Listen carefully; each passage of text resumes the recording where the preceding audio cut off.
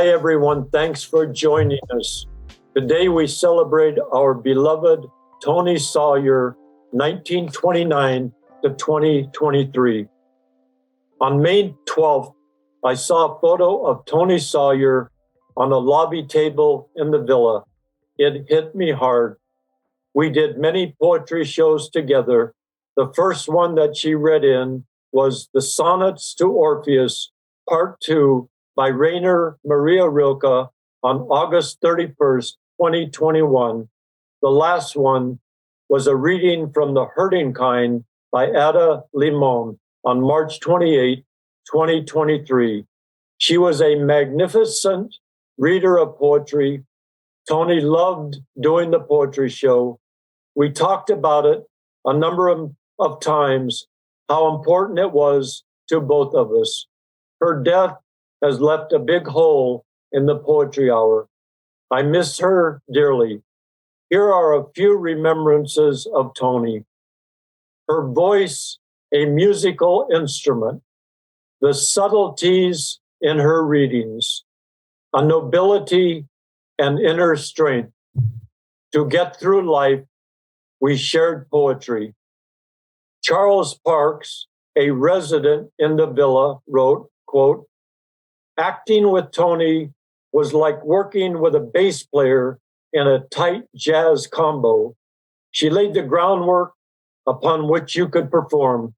If you played a note a certain way, she would respond. If you improvised, she was able to respond with her own. We always had fun while we acted together. She never took a day off while she worked. You always had a place to land with her. She was a fellow traveler," end of quote. Kay Wiseman is unable to be with us today. The speakers in order of appearance are Jennifer Clymer, Corinne Conley, Helen Richman. Here's Jennifer Clymer. The first time that I had the opportunity to meet Toni was through Harry's Poetry Hour. She was a resident that moved in during the pandemic, and unlike pre-pandemic days, I didn't have much of an opportunity to get face-to-face with people unless they were contacting us to be on the live show or another resident was contacting them to be on their program. And Toni was such a wonderful addition to the actors that Harry had already gathered for Harry's Poetry Hour. And her voice was this beautiful instrument, as was her research, because she always came highly prepared with a great understanding of what the poem was presenting for the audience to uncover. It was... I think this is on. Oh, there we go. We can hear Corinne now. We were having some challenges there. But it was a beautiful thing to watch Toni present the poem and let the audience discover the meaning, because she knew it, but it never felt presentational. It was shocking to me when we lost Toni.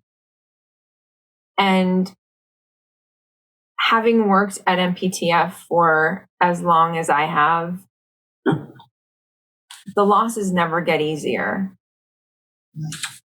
The thing that helps is the understanding that the artistry goes on, that new, fascinating people come here for a variety of reasons and find the creative platform. That I know that's my go-to phrase, but it is so important because oftentimes in this period of life, your voice isn't as amplified as it should be as an artist. And to know that Toni had this opportunity in her third act gives me peace. That's really all I have to say. Corinne? Yes, I've been having a little problem getting my microphone set up today, and I can only think Toni would be laughing. She'd be chuckling away, saying, "Oh, here we go again."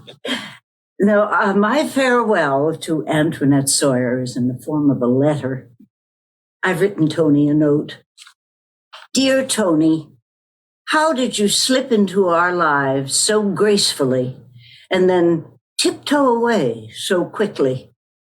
We didn't know one another before we came to MPTF, but you were only here about 2 weeks before I felt I had an old friend living down the hall.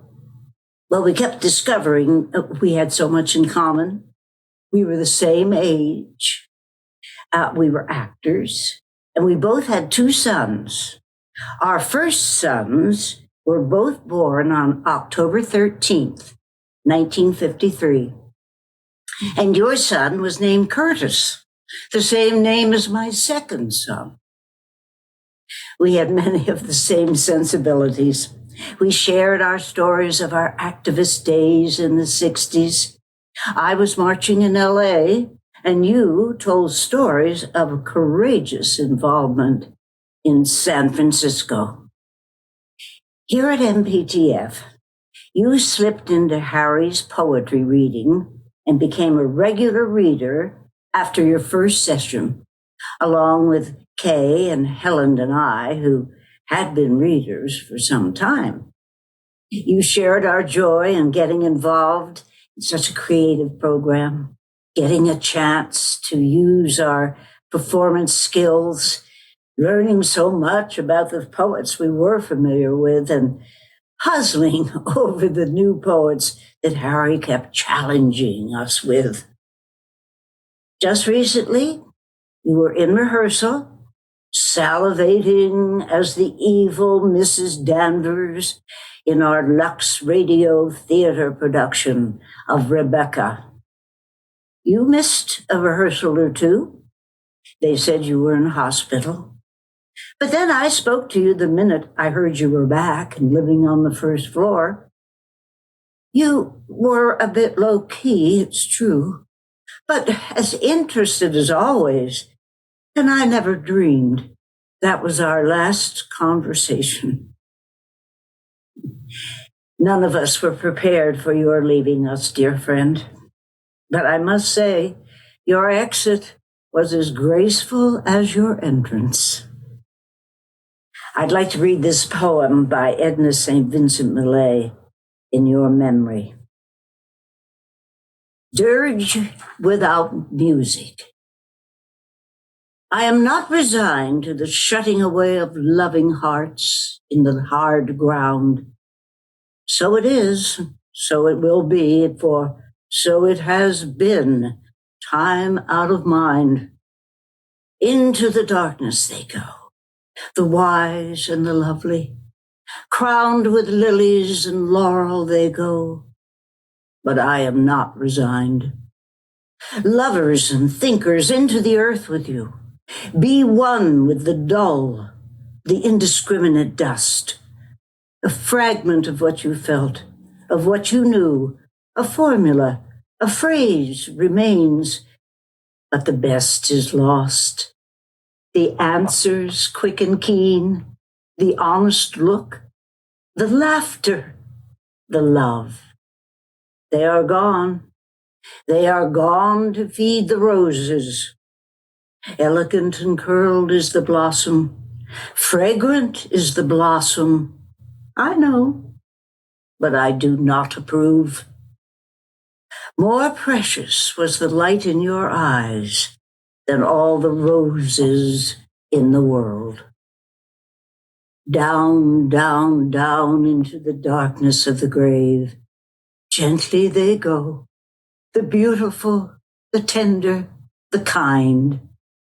Quietly they go, the intelligent, the witty, the brave.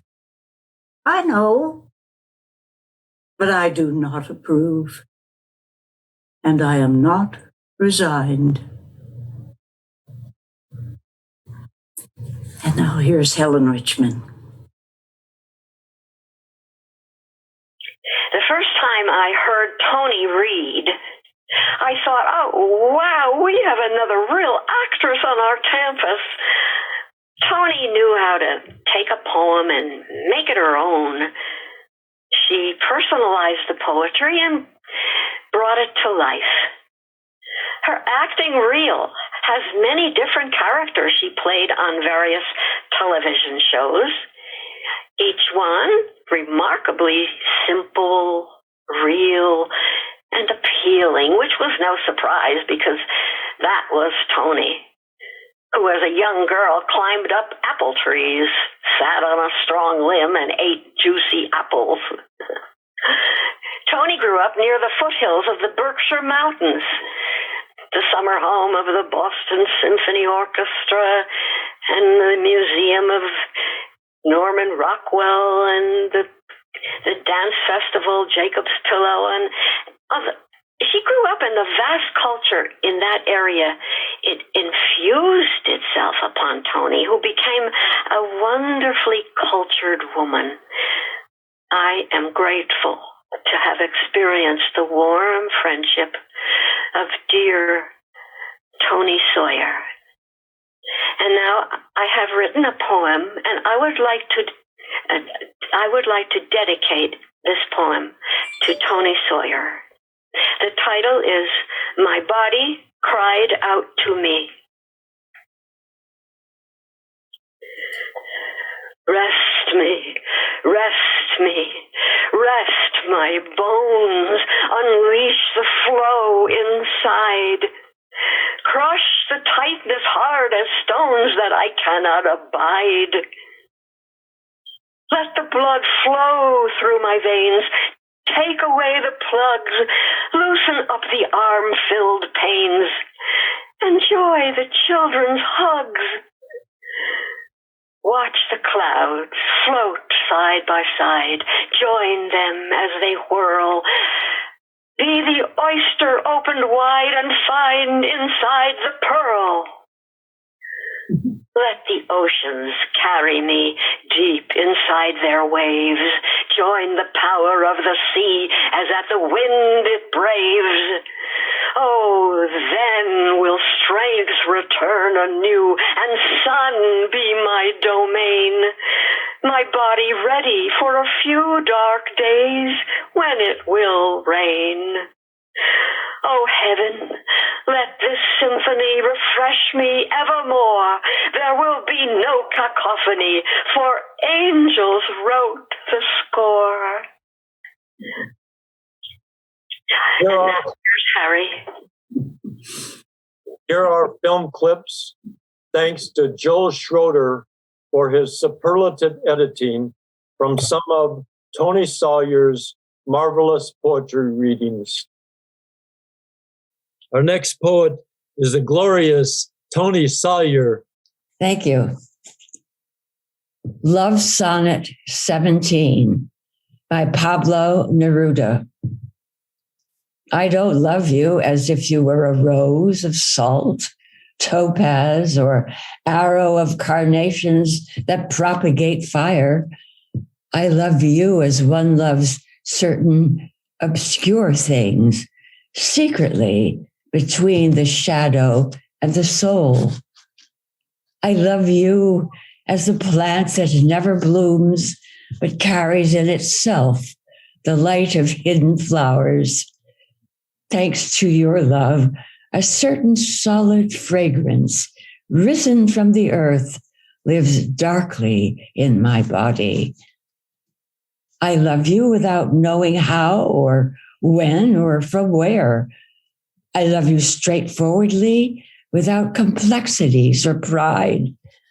So I love you because I know no other way than this, where I does not exist, nor you, so close that your hand on my chest is my hand, so close that your eyes close as I fall asleep.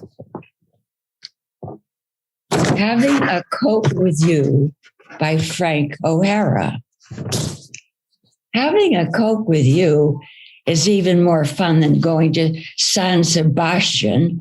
I run Henday, Biarritz, Bayonne, or being sick to my stomach on the Travesera de Garcia in Barcelona. Partly because in your orange shirt, you look like a better, happier Saint Sebastian. Partly because of my love for you. Partly because of your love for yogurt. Partly because of the fluorescent orange tulips around the birches. Partly because of the secrecy our smiles take on before people and statuary. It is hard to believe when I'm with you that there could be anything as still, as solemn, as unpleasantly definitive as statuary, when right in front of it, in the warm New York 4 o'clock light, we are drifting back and forth between each other like a tree breathing through its spectacles. And the portrait show seems to have no faces in it at all. Son, I owe all my gray hairs to you. By Kelly Roper. I had brown hair when you were born, but that didn't last very long. I owe my gray hairs to you, my boy, and I remember you how I got each one. Those gray hairs at my temples all came from the time you went fishing in your daddy's expensive saltwater tank. And some of those fish are still missing. Those gray hairs along my hairline are not highlights I got from my beautician. They appeared when you tore through the neighbor's garden like you were on a search and destroy mission. That smattering of gray you see growing right out of my crown is a souvenir I got from that wedding where you hurled on the bride's fancy gown. They say gray hair is a mom's badge of honor, and that may very well be true. But I wouldn't trade them for all the world if it meant one less second with you. Night letter. The urgent letter that I try to write night after night to you, to whom I turn, the staunchless word, my language of the wound, begins to stain the page. Here in my room with my unkennelled need, the Faustian dog that chews my penitential bones. I hope, and I do not hope. I pray and mock my prayer, twisting my coils, this dangling life of mine, now 12 years come of age, and me unpleased with all my ways, my very littlest ones, my part, my lines, unless you hold them dear. Where is your ministry? I thought I heard a piece of laughter break upon the stair like glass, but when I wheeled around, I saw disorder in a tall magician's hat, keeping his rabbit madness crouched inside, sit at my desk and scramble all the news. The strangest things are happening. Christ, the dead, pushing the membrane from their face, salute the dead and scribble slogans on their walls. Phantoms and phobias mobilize, thronging the roads, and in the bitches' streets, the men are lying down. Great crowds with fractured wills dumping the shapeless burden of their lives into the rivers where the motors flowed. Of those that stood in my doorway, self-accused, besmirched with failure in the swamps of trade, one put a gun in his examiner's hand, making the judgment loud. Another, upon the asylum floor, plays with toys, like the spiral of a soul balanced on a stone, or a new gadget for slicing off the thumb. The rest whirl in the torment of our time. And what have we done to them that what they are shrinks from the touch of what they hope to be? Pardon, I plead, clutching the fragile sleeve of my poor father's ghost, returned to howl his wrongs. I suffer the 20th century. The nerves of commerce wither in my arm. Violence shakes my dreams. I am so cold, chilled by the persecuting wind abroad, the oratory of the rodent's tooth, the slaughter of the blue-eyed towns, and principle disgraced, and art denied. My dear, is it too late for peace? Too late for men to gather at the wells to drink the sweet water? Too late for fellowship and laughter at the forge? Too late for us to say, let us be good to one another? The lamps go singly out. The valley sleeps. I tend the last light shining on the farms and keep for you the thought of love alive, a scholar's dungeoned in an ignorant age, tended the embers of the Trojan fire. Cities shall suffer siege, and some shall fall, but man's not taken. What the deep heart means, its message of the big, round, childish hand, its wonder and simple, lonely cry, the bloody envelope addressed to you is history, that wide and mortal pang, an attempt at jealousy. How is your life with that other one? Simpler, isn't it? One stroke of the oar, then a long coastline, and soon even the memory of me will be floating island in the sky, not the waters. Spirits, you will be sisters and never lovers. How is your life with an ordinary woman without Godhead, now that your sovereign has been deposed and you have stepped down? How is your life? Are you fussing, flinching? How do you get up? The tax of deathless vulgarity, can you cope with it? Poor man. Scenes and hysterics. I've had enough. I'll rent my own house. How is your life with the other one now that I chose you for my own? More to your taste? More delicious is it, your food? Don't moan if you sicken. How is your life with an image, you, who walked on Sinai? How is your life with a stranger from this world?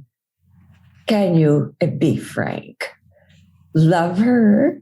Or do you feel shame like Zeus reigns on your forehead? How is your life? Are you healthy?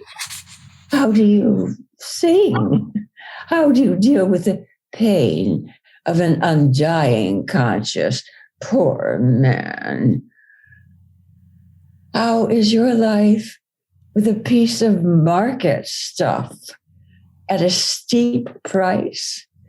After Carrara marble, how is the life with the dust of plastic now? God has hewn from stone, but he has smashed to bits. How do you live with one of 1,000 women after Lilith?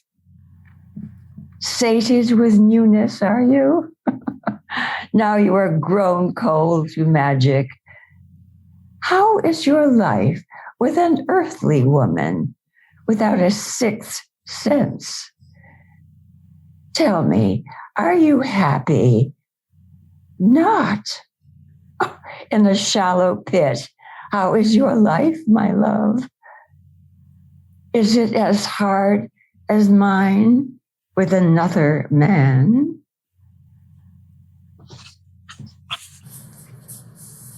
If men are trees and women are flowers, that would account for why I can identify so few trees. Even when I was a child, I named blue lupine, hibiscus, or hydrangea. When a flowered head would nod hello to me, I could be sure of the difference between a camellia and a gardenia, though their petals, smooth as porcelain saucers, have such a similar shape. But the identity of trees remains a mystery. Even now, I cannot distinguish between sycamore and hickory. Though I was born knowing the public names of flowers, even lilacs, which I never saw in my native Southern California, there was something not privy to me at birth. Hearing a fuchsia chime out one day, I sensed magenta and purple words. I tuned into a different utterance and found that flowers had secret names. In fact, everything has a secret name, one that it can't refuse to respond to. If I call out rose, thousands might answer. But if I say beaker, only one dark pink bud will offer her fragrance. Or brush my hand. If I say pipette instead of syringia, then the blue flower might turn to me and open its small faces to my own differently. I learned to keep lists and notebooks as flowers whispered those names to me. Even as I bent down to pansies when I was 9, not caring for anything but their velvet faces, I sensed I should begin to listen. Where their lips that close softly over vowels, that spit out consonants. Trees have never spoken to me. No wonder I do not understand or know their names. The constant momentum of leaves, the fact that unlike flowers' petals, they are never still, implies that trees are always speaking, but not to me. They are not whispering their names. They are saying, "Go away, don't touch me."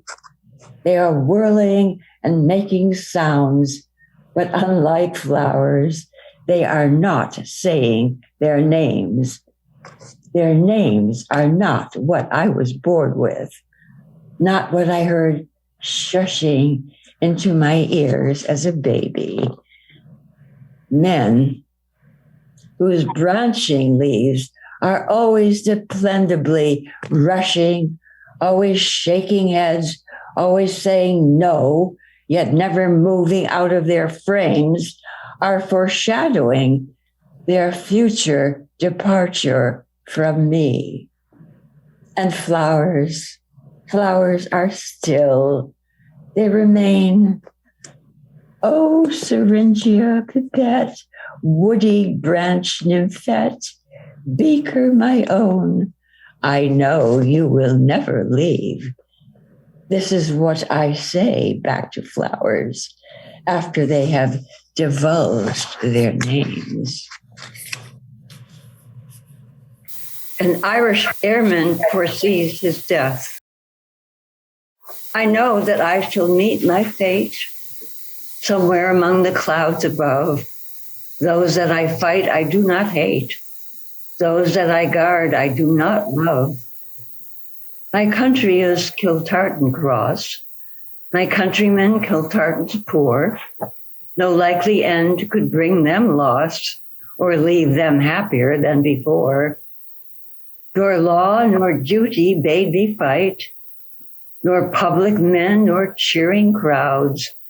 A lonely impulse of delight drove to this tumult in the clouds. I balanced all, I brought all to mind. The years to come seemed a waste of breath, the years behind, in balance with this life, this death. There were seahorses and mermen and a flat tide shelf. There was a sand dune, turned moonward, and a trail of wet weed beyond it, another of wet weed, burnt another color, and scattered sea pods from the seaweed. There was a singing snail. Does a snail really sing? A sort of tenuous wail that was not the wind nor that one gull that perched on the half-buried keel, nor was it any part of a translatable sound. It might have been, of course, another sort of reed bird further inland. Inland, there was a pond filled with water lilies. They opened in fresh water, but the sea was so near. One was afraid some inland tide would sudden squall, would sweep up, sweep in over the freshwater pond, down the lilies. That is why I am afraid. I look at you. I think of your song. I see the long trail of your coming. Your nerves are almost gone. Your song is the wail of something intangible that I almost, but not quite, feel. But you are my brother. It is an odd thing that we meet here. There is this year and that year. My lover, your lover. There is death and the death past. But you are not living at all, and I was half living. So where the tears blight these others, we who are not of the years have escaped. We got nowhere. They were all going somewhere. I know you now at this moment when you turn and thank me ironically. Everything you say is ironical. For the flagon I offer, you will have no more white wine. You are over-temperate in all things. Is inspiration to be tempered, almost as you pause, in reply to some extravagance on my part. I believe that I have failed because I got out of the husk that was my husk and was butterfly. Oh, snail, I know that you are singing. Your husk is a skull. Your song is an echo. Your song is infinite as a sea. Your song is nothing. Your song is a high tide that washed away the old boat keel, the wet weed, the dry weed, the sea pods scattered, but not you. You're true to yourself, being true to the irony of your shells. Yes, it is dangerous to get out, and you shall not fail, but it's also dangerous to stay in unless one is a snail. A butterfly, that antenna, is moral and ironical too. And your shell is a temple. I see it at nightfall. Your small Coptic temple is left inland, in spite of wind, not yet buried in sandstorm. Your shell is a temple. Its windows are amber. You smile, and a candle is set somewhere on an altar. Everyone has heard of the small Coptic temple, but who knows you who dwell there? No, I don't pretend in a way to understand, nor know you, nor even see you. I say, I don't grasp his philosophy, and I don't understand. But I put out a hand, touch a cold door. We have both come from so far. I touch something impersonable, imperishable. I think, why should he stay there? Why should he guard a shrine so alone, so apart, on a path that leads nowhere? He is keeping a candle burning in a shrine where nobody comes. There must be some mystery in the air about him. He couldn't live alone in the desert without vision to comfort him. There must be voices somewhere.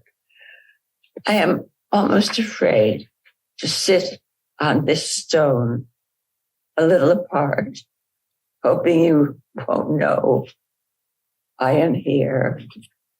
I am almost afraid to look up at the windows, to watch for that small flame. I'm almost afraid to speak. Certainly won't cry out, hail or farewell, or the things people do shout. I am almost afraid to think to myself, why is he here?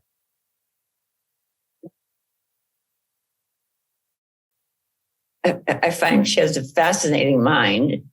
I think she's felt torn between her poetry maybe and places she wanted to go with her poetry in her mind. And then I found her very deeply religious too. She seemed to mention God a lot. I think maybe she always had a push-pull kind of thing with her mind. Should I or shouldn't I go that far or not go that far? That's kind of what I got from it. I think she had a brilliant mind, and her poetry is incredibly interesting to read. And yes, listening to the other actresses, I think it illuminated things that I found just reading all of them more concise. I really did. Yeah. Brilliant woman. Because there was no other place to flee to. I came back to the scene of the disordered senses. Came back last night at midnight, arriving in the thick June night without luggage or defenses, giving up my car keys and my cash, keeping only a pack of Salem cigarettes the way a child holds on to a toy. I signed myself in where a stranger puts the inked in X's, for this is a mental hospital, not a child's game. Today, an intern knocks my knees, testing for reflexes.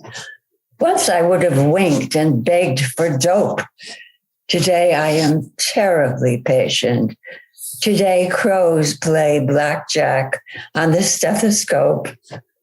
Everyone has left me except my muse, that good nurse. She stays in my hand, a mild white mouse. The curtains, lazy and delicate, billow and flutter and drop like the Victorian skirts of my two maiden aunts who kept an antique shop. Hornets have been sent, they cluster like floral arrangements on the screen. Hornets dragging their thin stingers hover outside, all knowing. The hornet knows. I heard it as a child, but what was it he meant? The hornet knows. What happened to Jack and Doc and Reggie? Who remembers what lurks in the heart of man? What did the green hornet mean? He knows. Or have I got it wrong? Is it the shadow who had seen me from my bedside radio? Now it's din, din, din, while the ladies in the next room argue and pick their teeth. Upstairs, a girl curls like a snail. In another room, someone tries to eat a shoe. Meanwhile, an adolescent pads up and down the hall in his white tennis socks.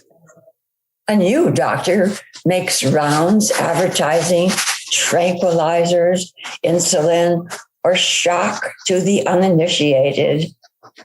6 years of such small preoccupations.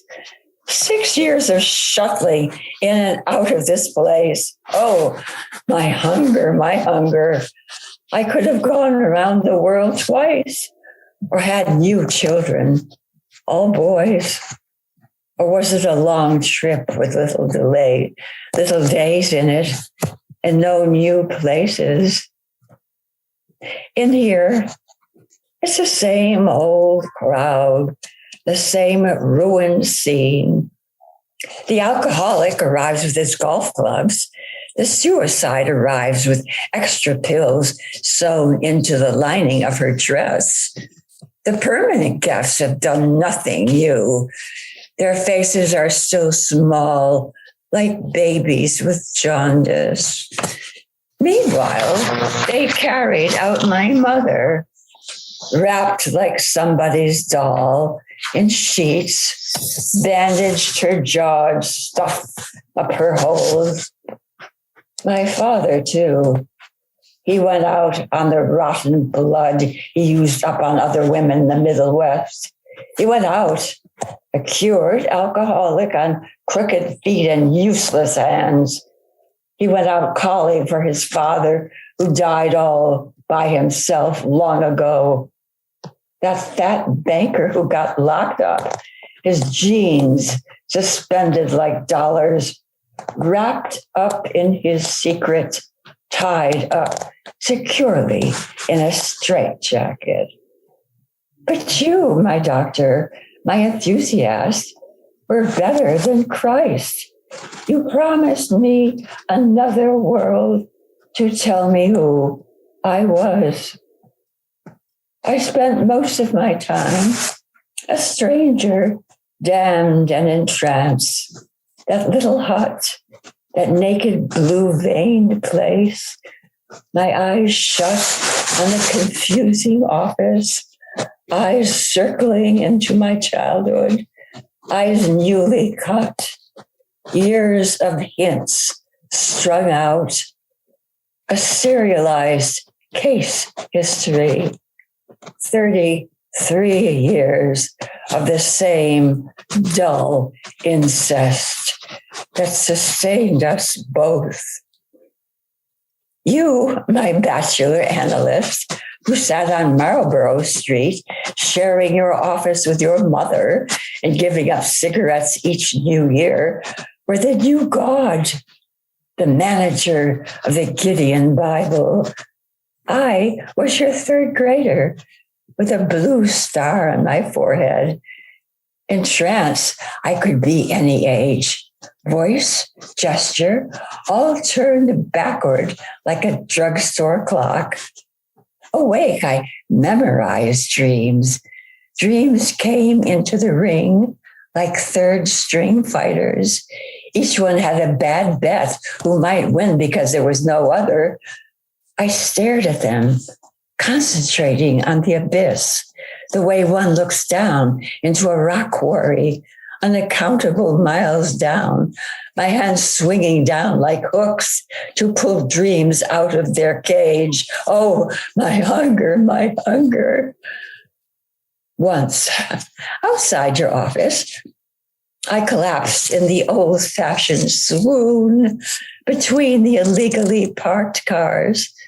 I threw myself down, pretending dead for 8 hours. I thought I had died into a snowstorm. Above my head, chains cracked along like teeth, digging their way through the snowy street.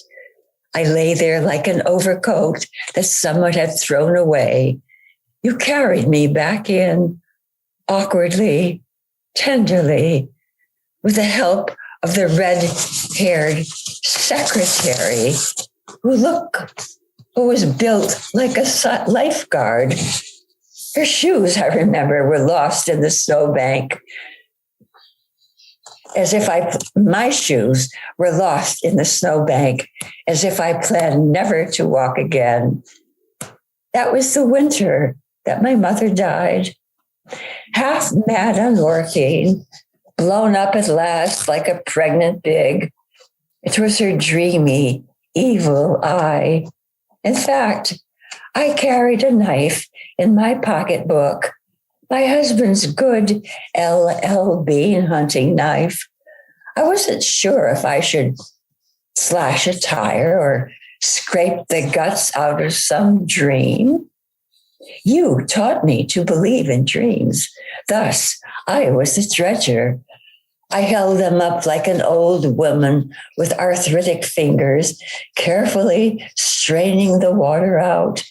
Sweet, dark playthings, and above all, mysterious until they grew mournful and weak. Oh, my hunger, my hunger. I was the one who opened the warm eyelid like a surgeon and brought forth young girls to grunt like fish. I told you, I said that I was lying. That knife was for my mother. And then I delivered her. The curtains flutter out and slump against the bars. They are my two thin ladies named Blanche and Rose. The grounds outside are pruned like an estate at Newport. Far off in the field, something yellow grows. Was it last month or last year that the ambulance ran like a hearse with a siren blowing on suicide? Din, din, din. A noon whistle that kept insisting on life all the way through the traffic lights. I have come back, but disorder is not what it was. I have lost the trick of it, the innocence of it. The fellow patient in his stovepipe hat with his fiery joke, his manic smile, even he seems blurred, small and pale.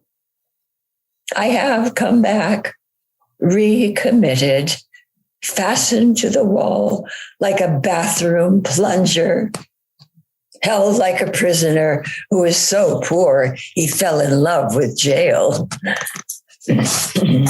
I stand at this old window, complaining of the soup, examining the grounds, allowing myself the wasted life, Soon I will raise my face for a white flag. And when God enters the fort, I won't spit or gag on his finger. I will eat it like a white flower. Is this the old trick? The wasting away the skull that waits for its dose of electric power? This is madness, but a kind of hunger. What good are my questions in this hierarchy of death where the earth and the stones go din, din, din? It is hardly a feast. It is my stomach that makes me suffer. Turn my aim, my hunger. For once, make a deliberate decision. There are brains that rot here like black bananas. Hearts have grown as flat as dinner plates. And flee on your donkey. Flee this sad hotel. Ride out on some hairy beast. Gallop backward, pressing your buttocks to its withers. Sit to his clumsy gait somehow. Ride out any old way you please. In this place, everyone talks to his own mouth.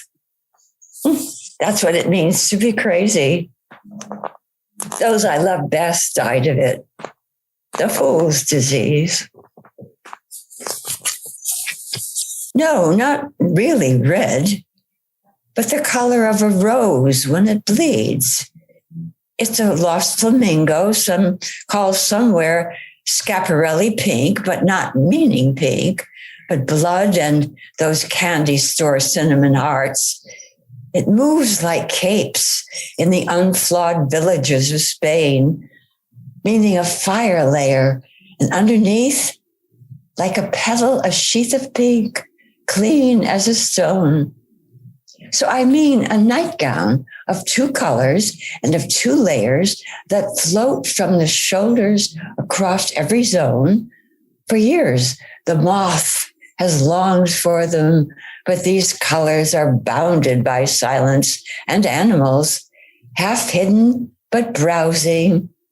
One could think of feathers and not know it at all. One could think of whores and not imagine the way of a swan. One could imagine the cloth of a bee and touch its hair and come close. The bed is ravaged by such sweet sights. The girl is.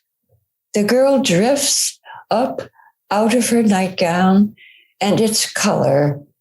Her wings are fastened onto her shoulders like bandages. The butterfly owns her now. It covers her and her wounds. She is not terrified of begonias or telegrams, but surely this nightgown girl, this awesome flyer, has not seen how the moon floats through her and in between.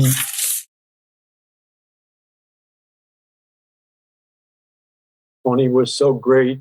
She had such depth and such a wide range and so authentic. And she, whatever the poem was, the one that really hit me, which I've always loved, is Flee on Your Donkey.